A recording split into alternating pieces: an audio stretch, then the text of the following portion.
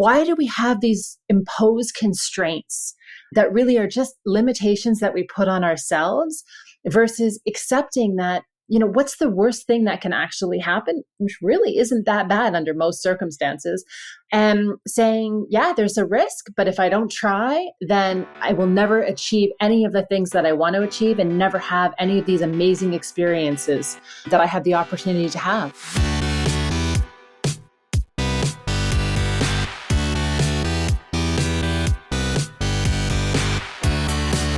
You're listening to The Successful Bookkeeper with your host, Michael Palmer. Listen each week as inspiring guests share their secrets of success to help you increase your confidence, work smarter, and build a business you love.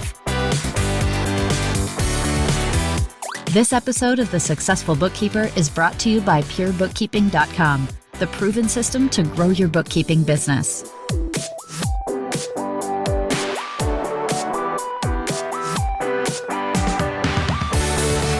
Welcome back to the Successful Bookkeeper Podcast. I'm your host, Michael Palmer, and today's show is going to be wonderful.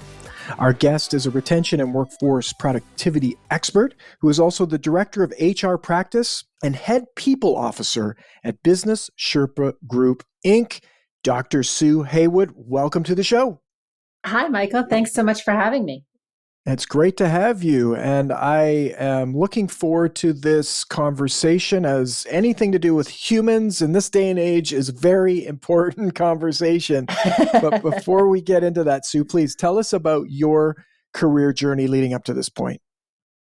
So I've had a really diverse and non-traditional career. And as much as I am incredibly grateful for all of the experiences that I've been fortunate enough to have, I'm not sure I'd advise anyone to follow in my footsteps.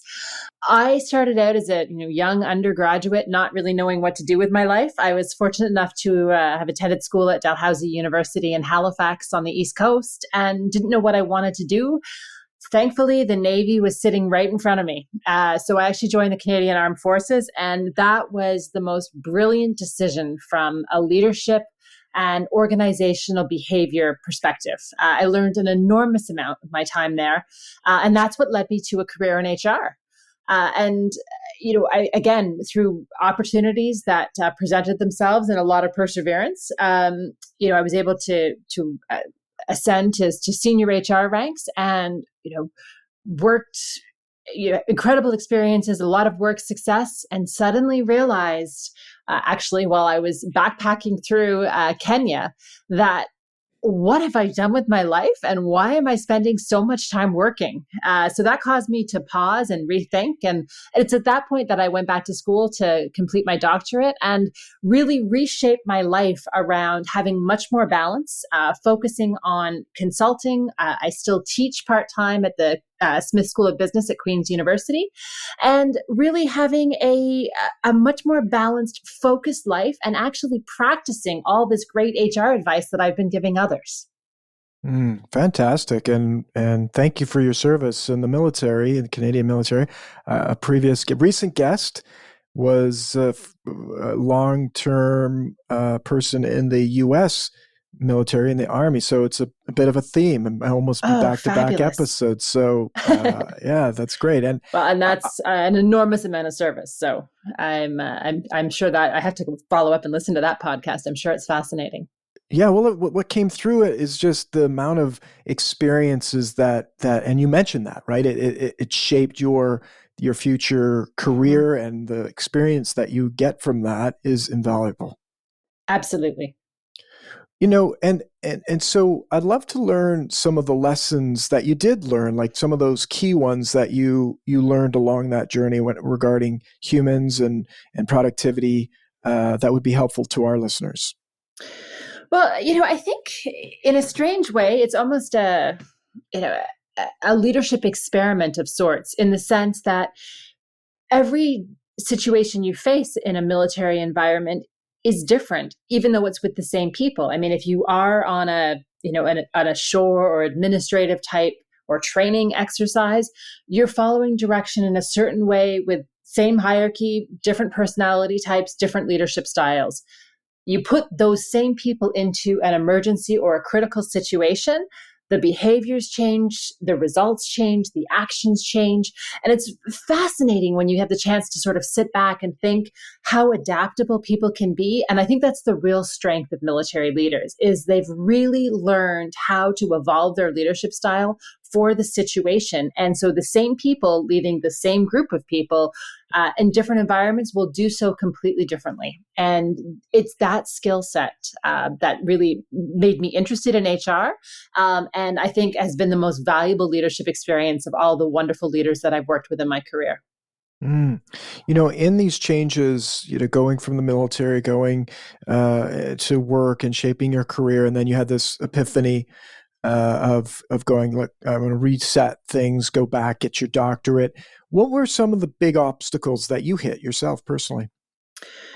Honestly, a lot of it has to do with, failure in a sense, but I really hate the word failure because people have attached such a negative connotation to the word failure.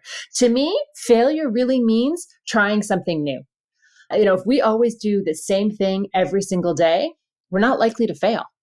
So anytime I've come up with, a lack of success, it's an indicator to me that I'm trying something new. I'm pushing my comfort zone.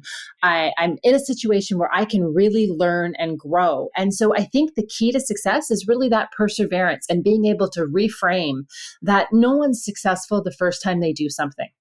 And so when you do hit an obstacle or a challenge or, not the success that you wanted, that's an indicator that there's a chance for you to grow. And it's an amazing time to pause and reflect and think about what worked well. Where are your strengths in this situation? And what can you do to change the outcome in the next time you face these circumstances? Yeah, I agree. I think it's dangerous to have the belief that failure is bad because many people don't embrace and look at the failure and try to avoid it or not talk about it or not look at it, which just prolongs whatever dissatisfaction from the outcome that someone's having. So is there something that, like, it sounds like you embrace it powerfully. Is there, has that always been the case that you embrace your own failure powerfully? When I think back, I'm sure there was a time, any of us through childhood or teenagehood, I don't think any of us embrace failure, but it is certainly something I've grown into, at a relatively young age. And yeah, it's been, I think where I was really lucky is it showed me that, yes, I may have experienced failures, but it's because I also experienced a lot of opportunities to try novel things.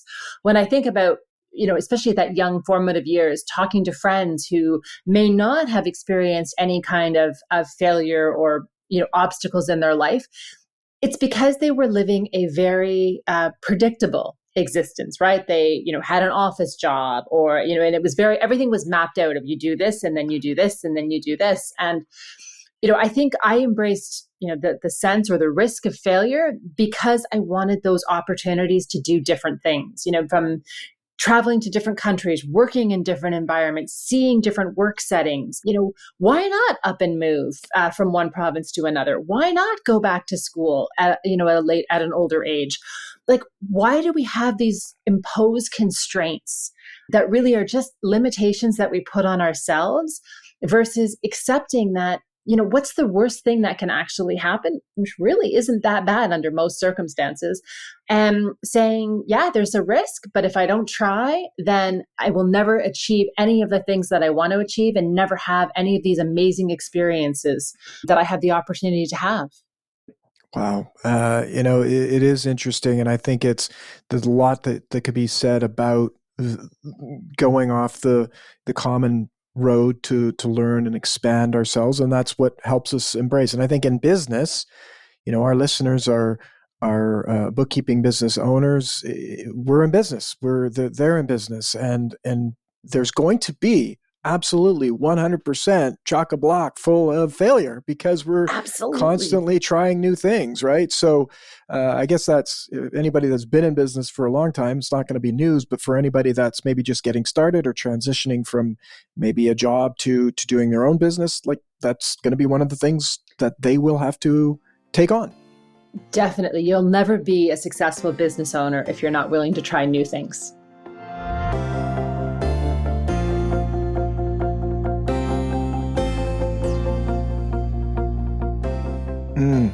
Now, the pandemic has made people rethink their priorities in life, similar to how you had that epiphany when you were hiking, in including the importance of personal life over professional obligations, which is causing a lot of shift and change in the workplace. So with your work, this is your area of expertise. What are workers looking for in their workplaces now that they maybe weren't looking for previously? For sure. Well, I think, as difficult as the pandemic has been, and, I certainly don't want to minimize the struggles that many, many people have experienced in this pandemic. One of the real positives, though, to come out of it was it forced all of us to pause and think about what was missing from our lives. In talking about the pandemic, I think it's really important that we separate what we experienced during, various lockdowns, depending on where you were and, what government restrictions were in place, and virtual work. That's where I think there's been some confusion, is people try to meld the two and think, oh, virtual work has caused all this stress. It's actually been that imposed, whether it was an actual lockdown or lack of contact with family, it really forced society, not just individuals, to pause and think, what is missing from my life right now? And very few, if any of us, sat down and said, I miss, going to the office because I could work more. Right? People who missed going to the office, they missed that human contact. They missed socializing. They missed working collaboratively. They missed spending time with families. And it made us really realize that what we need to be doing as employers and as employees is to be focusing on the whole person.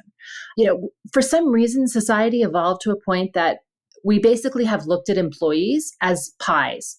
And this tiny slice of pie is what comes to the office. And so that tiny slice of pie is what it is we need to focus on, as opposed to looking at the entire pie. Every employee is, a son or a daughter or a child. Every employee has a family or a group network or, people who are important to them. Every employee has other responsibilities outside of the workplace, whatever those are. Those responsibilities are what make us unique. What, if you choose the expression, what fills our cup, what's another form of motivation.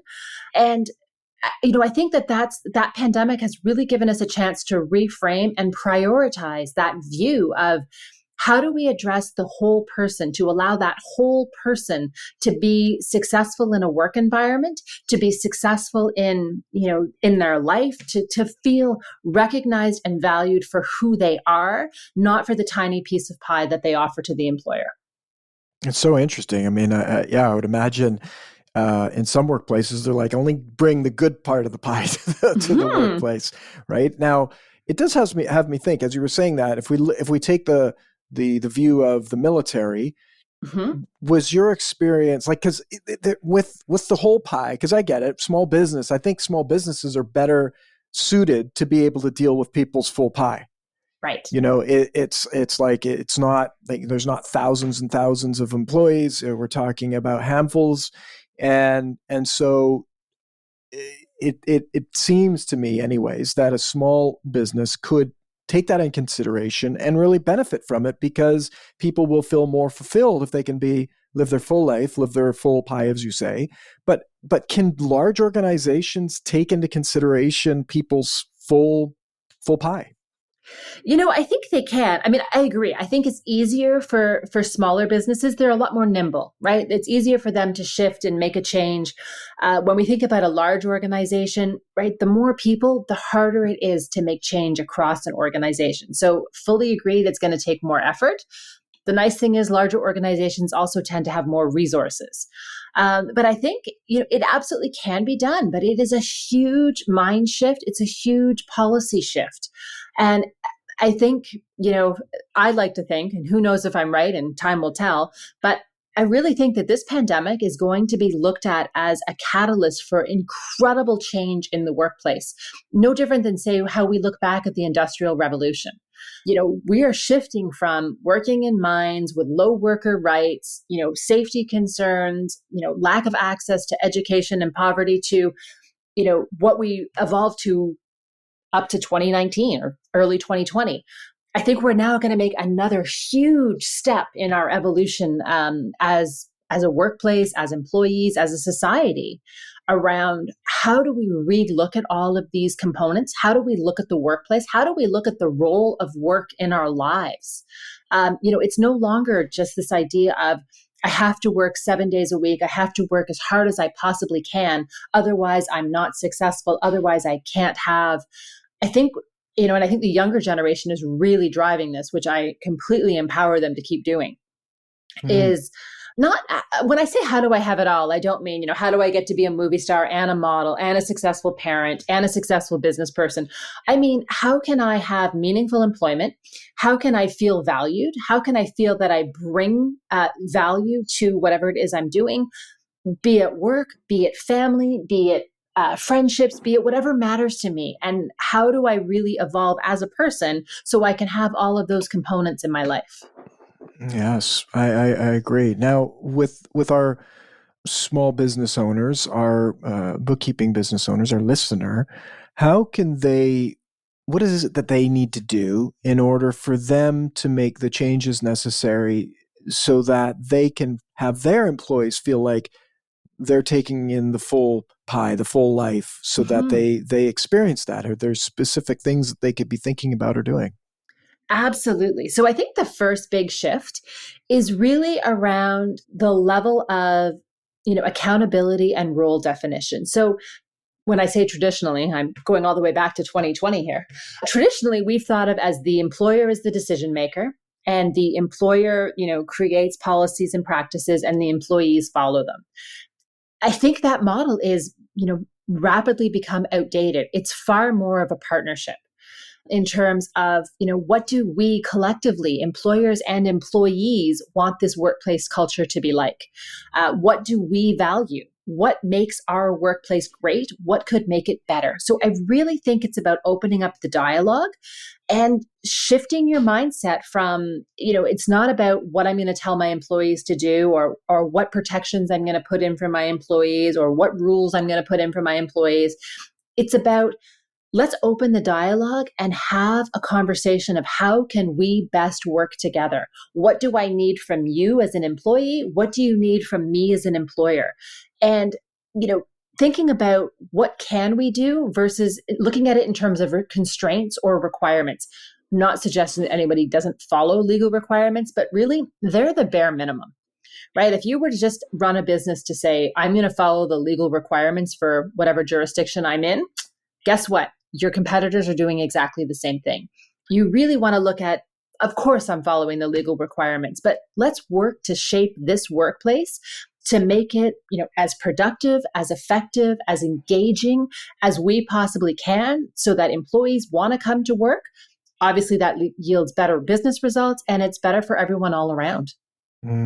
Yeah, so true. It's almost like think of it first by the human aspect of it, what they need, and then think about the legal aspect as a secondary consideration. Yeah, I'd be very hard pressed to find an example where if you were doing what employees wanted, you weren't on side with the legislation. Yes, exactly.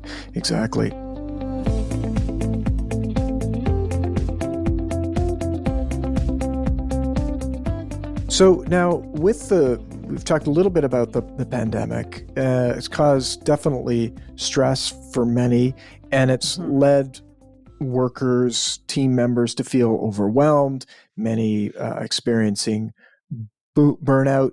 And I think many workers are frank with their bosses about their mental health, bringing personal issues into the office. I mean, it's like the whole pie, right? The whole pie starts coming in, and maybe it's even because people are more remote, so they're actually have to. It's like, what's going on? Like, if someone comes into the office, they might sort of say, "Oh, yeah, this last weekend this happened or that happened." Not necessarily no. So people are actually having to have conversations to talk about what's going on. What can bookkeeping business owners do to support their employees' mental health and prevent burnout? Oh, great question. So I fully agree. I think, the pandemic has been a fundamental shift on how we present ourselves at work. And I put myself fully in this category. If I think back to how I would have done a presentation or engaged with clients in February 2020 versus how I do it now, it has been an enormous shift. And, some of that was because of the pandemic and what it forced us to do.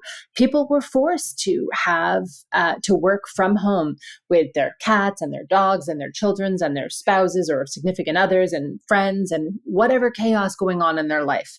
We're no longer able to compartmentalize this is my work life, this is my parenting life, this is my family life, this is my, dog walking life.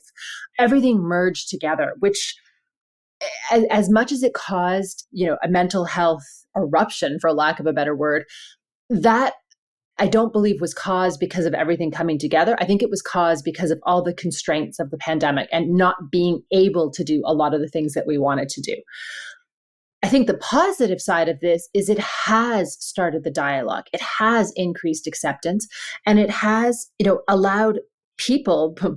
let's almost force people to realize that they can't keep compartmentalizing. It's not healthy, and it doesn't lead to, satisfaction or engagement or a feeling of worth. So I think as horrible as getting through this mental health transition is going to be, and it's going to still take a bit of time, I think it actually sets us up for a lot more success down the road. And so I think the key for business owners is to really look at policies and practices and ask the question, why? Why are we doing things this way? What are we trying to achieve by doing things this way? What are the other consequences of doing things this way? We don't want to be imposing unnecessary constraints. I mean, a great example is looking up this idea. If you were to say, well, we don't want people to talk about mental health in the workplace. Well, why? What are you trying to achieve by that? In fact, it's far better to have an environment that is accepting and understanding and encouraging people to, recognize that they have issues or may need support and getting those addressed early versus having people suppress those feelings or experiences that they're having until it becomes, much more of a crisis. So it's about, we were able to actually get in front of things, and not from the pandemic, but post-pandemic, and start working a lot more about a proactive approach to mental health and a proactive approach to supporting employees versus the reactive approach that we've taken over the past several decades.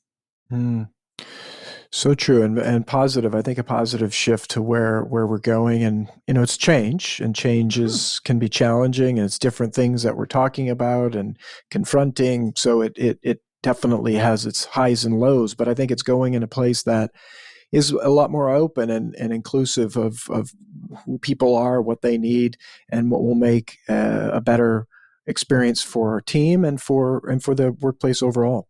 Absolutely. And it helps address that stigma. I mean, again, even thinking back to early 2020, it's that stigma of, this person, I think they're going to experience some burnout. They're going to go on LTD. It's going to be a cost.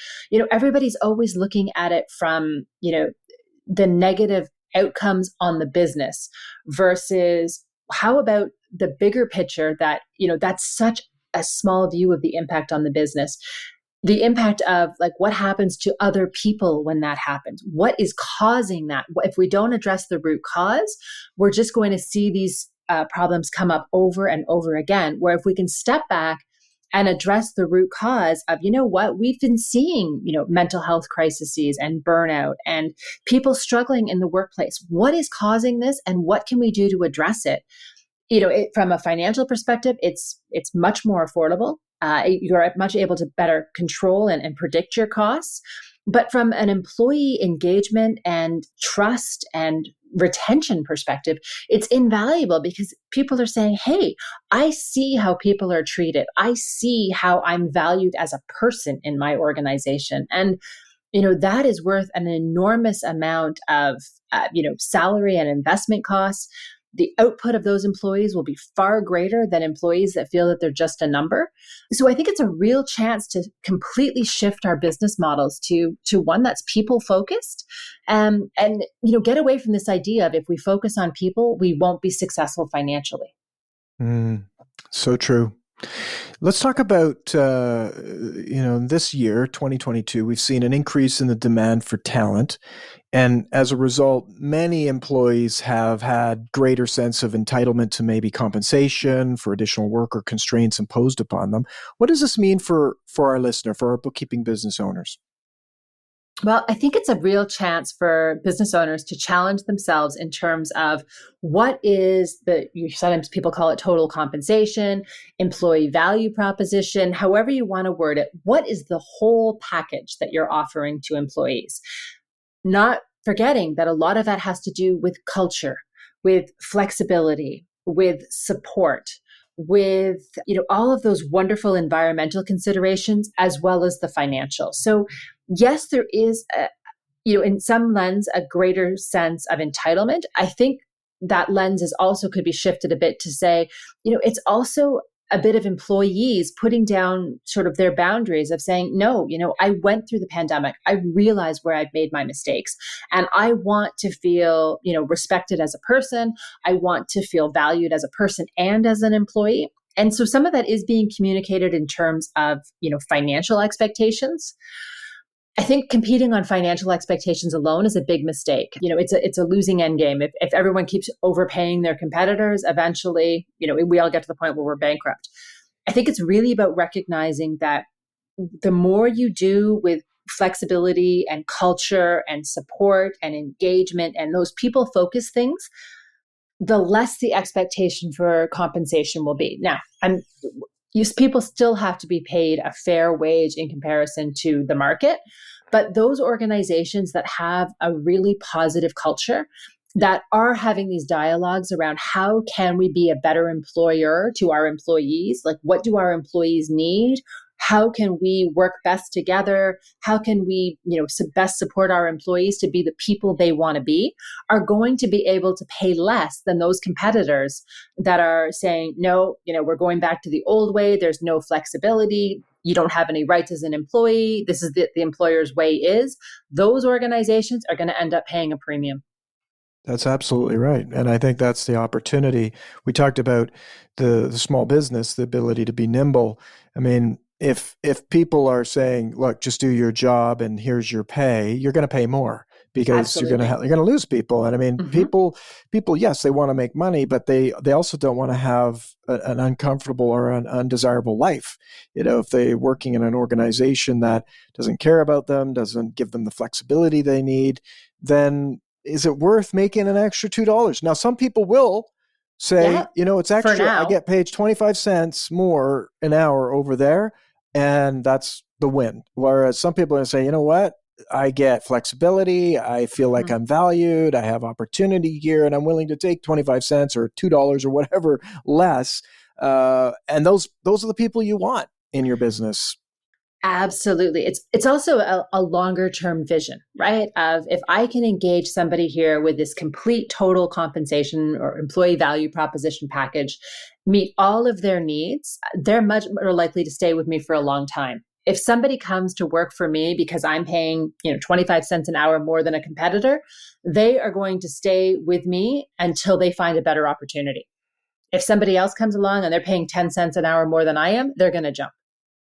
That's absolutely right. Absolutely right. And I think that's the opportunity for our listeners to find ways to create an environment for the people that you want to attract.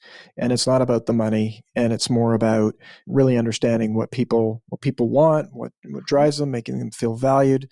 So it sort of leads into this other question, which is, what should our listener be doing to assess the overall feeling of support within the workplace? Because I mean, if we're focusing off of the money, we need to know how do people feel? What is it that we're doing well or not well? How do they measure that or assess that?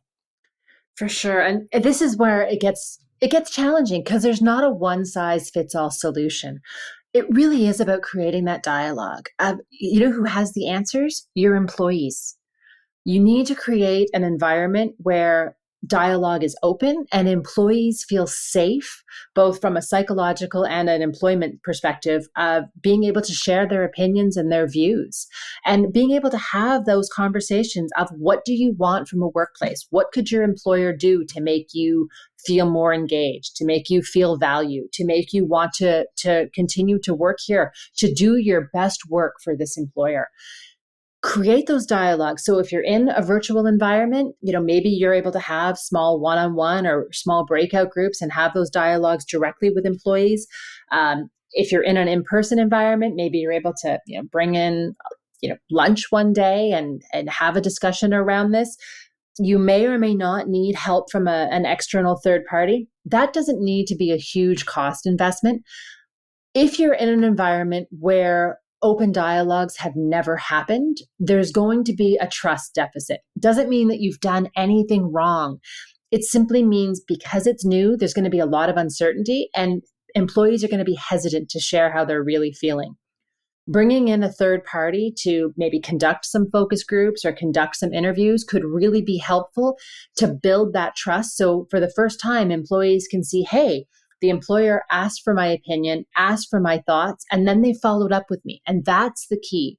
It's not just asking the questions, it's the follow-up. The follow-up does not have to be the employees asked for X, so we did X. If you can, fantastic.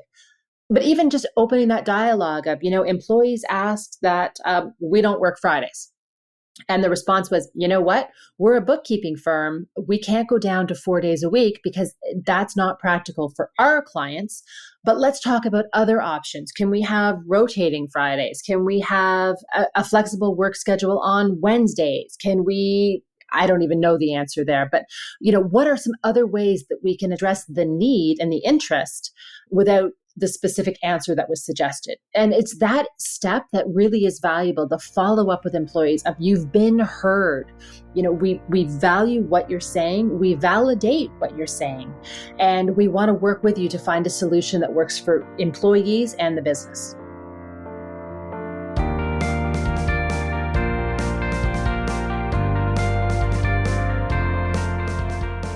Very interesting, and definitely you can see the pathway to building a completely different culture.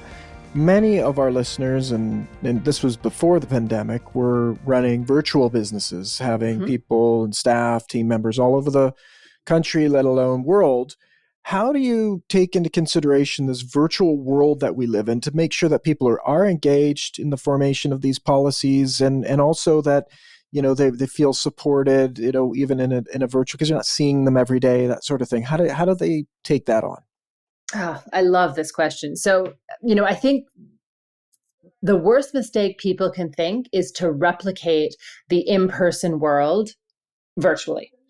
I think we really have to rethink the model of, okay, we no longer have, bricks and mortar or assigned desks. We have to look at it from a virtual perspective of how can we best engage? And it has to be a lot more intentional. So the one advantage of in-person work is sort of the ad hoc interactions that happen. I'm walking past somebody's desk, I step out to get a coffee. All of those times you have almost accidental meetings, and that can foster relationships, foster dialogue. Oh, hey, now that I'm seeing you, I have this question I'm going to ask you because you're now in front of me. That doesn't happen online. So we have to be a lot more intentional about our communication. It's not impossible. It's not that it's more difficult. It's just that we have to use a different mindset. So virtually, we have to be intentional about, I need to make sure that I'm engaging with my employees. How can I best do that given our schedule? Is it a weekly meeting? Is it through one-on-ones? Is it through a drop-in lunch hour? Is it through online coffee chats? I've seen a lot of those done and they've been really successful. I know, especially during the heart of the pandemic, we were doing that on my team. Is we had a standing drop-in coffee. And obviously people have commitments. If they couldn't make it, they couldn't make it. But if you could make it, drop in for, half an hour and we're just going to have, a cup of coffee and chat. Yes, you can ask questions if you need help with anything you're working on, but the purpose of the conversation is not to talk about work. There's no agenda. It's not a driven work-related conversation. It's an intentional interaction. So really finding ways that we can use our virtual environment, chats are great too, all forms of connection, but we need to figure out how do we get that balance that's right for our team between, functional, tactical business conversations. They still have to happen. So those professional needs, as well as the personal needs that people feel, valued and recognized as and connected as a person.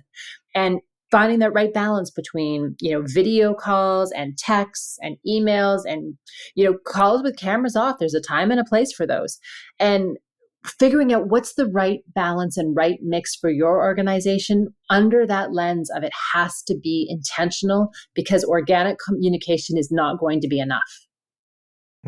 So true, and some great ideas there, and ways to bring people together in this virtual environment. So many great things about it, some challenges, and so I think if we combine them, it can be well. It's the way that it is. It's not going away. That's for sure. All of this change can be overwhelming, and it can cause team members to shut down or lock themselves, if you will, out of the workplace. How can business owners help their teams embrace this change when it comes? So I think, the first step is to really acknowledge the change, that it's taking place and that it's difficult, right? Even good change is hard. I think a lot of people have used, various sayings to explain what's happened with the pandemic. And, I think it's really important to realize that, yes, we've all been in the same storm during the pandemic, but we've all been on different boats. And the boat that you've been on during the pandemic has really shaped your view, both of virtual work, of remote work, of change. And so really bringing people together, understanding that we're all coming from different places. But the purpose of this change is to make it better for everybody, and that the focus is on growth, personal growth, professional growth, business growth. How can we all make the world a better place, make our work environment a better place, make our professional lives better, make the business more successful? How can we do better, in June than we did in May? How can we be better in July than we were in June? Not just obviously there's an output connection to that, but there's also an input connection to that in terms of what do you need in order to feel that you could do better work, that you feel that you could bring, be more focused at work, that you can be, more attentive, more engaged at work. It's stepping right back from the beginning and having this conversation around what is it we want to achieve and what do we need to get there? And again, recognizing that this is no longer the model of the employer has all of the obligation and all of the responsibility and all of the decision making, but much more of a partnership of, successful employers, post 2022 are going to need this input from employees around what is it that people want and how do I get this employee feedback to best shape my business in a way that meets my employees' needs, makes my employees more productive, and therefore meets my clients' needs. So true. It's a remarkable change has occurred, and I love the analogy of the we've heard all boats rise with the tides, however that saying goes. I've heard it so many times lately, I can't even get it out. But I like the idea of, we've all been in the same storm. Every boat's fared differently. And a wonderful analogy to life, really. It's like we are all together on this planet, and not everybody has the same experience. And so the more we understand and communicate with each other, the more we can be helped and help others. So I think we bring that into our little micro businesses. It will provide a wonderful environment. That's the hope. It's nobody has all the answers, and, everybody does face unique challenges. And it's not about whose challenges are more difficult. It's recognizing that we all have challenges. We all experience things that are difficult for us. And what can we do to lessen the burden of those? And how can we work together to, improve life, improve dialogue, improve our work environment? Not that I've spent a lot of time in cemeteries, but I've never walked through a cemetery and seen a gravestone that says, I wish I'd worked more. I wish I spent more time at the office. It's how do we create workspaces where people feel that they are doing great work, but they're also able to live their lives and bring their whole selves and their best selves to every part of their environment.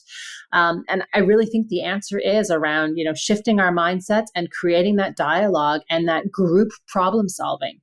No one person has all the answers, and we all need help. And together we have a lot more answers and we have a lot more support for each other.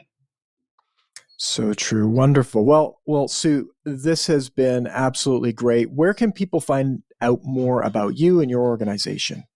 Sure. So, I mean, the best place to find out about the organization is through businesssherpa.com. We've got lots of great information on our website and lots of free resources for small, medium enterprises. So I really encourage folks to, take a look at the services we offer, but also those free resources and thought papers and white papers and knowledge ideas that we're sharing to try to help small, medium enterprises build their business. And as far as me personally, feel free to reach out to me on LinkedIn. It'd be great to connect. It's Haywood, Haywood, and there's not too many of us. So beautiful. Well, you know what? I know this is so valuable to so many. This can be very challenging. So any kind of resources, we'll have links to those, and they can be extremely valuable to running your business. Sue, thank you so much for being on the show, sharing your expertise and your wisdom about this area. And I know it will make a massive difference to our listeners. Well, thank you again for having me. It's been a wonderful opportunity. Beautiful. And with that, we wrap another episode of the Successful Bookkeeper podcast. To learn more about today's wonderful guest and to get access to all sorts of valuable free business building resources, you can go to thesuccessfulbookkeeper.com. Until next time, goodbye.